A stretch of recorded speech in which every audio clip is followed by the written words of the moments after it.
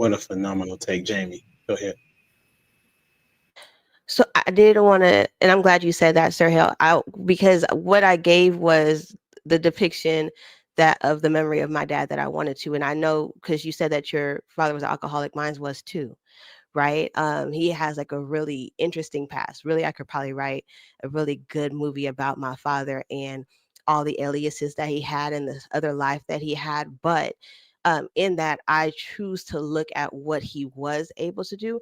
And even as him being an alcoholic, there were still moments that he was good to me as a father, right? So I had to look at like he was providing, he was doing some things, and he may not have been the greatest to my mother in moments, but I have to look at. That's why I was wondering, like, do you want us to say view the men as human, like you said, because my dad should be allowed to make mistakes, right? And he lost his mother early on in that era where you said men are told to be quiet and shut up. So losing your mother and harboring that, he chose addiction to deal with that. And that's something that he did end up getting to share with me before he passed, which I'm grateful for. But Sir Hale, again, I don't know how you knew that, but that is true. Like that's true. Like a man, if he has a daughter, will confide in her.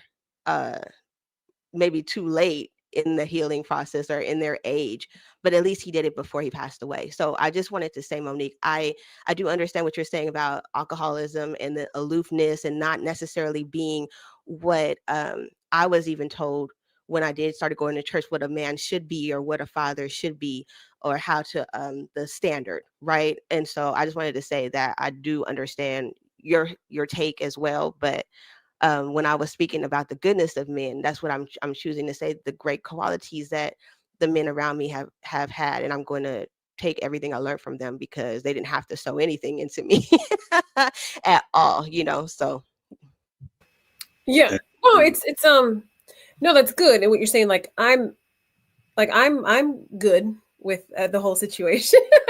I was saying in the sense of why I think there's a skewed view of men in society in general is because of people's experiences, especially with their fathers, um, from various things. But we know it stems from things that they experienced in childhood that never was healed, that was never dealt with.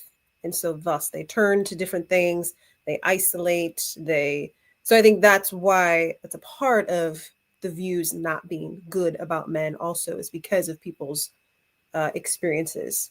So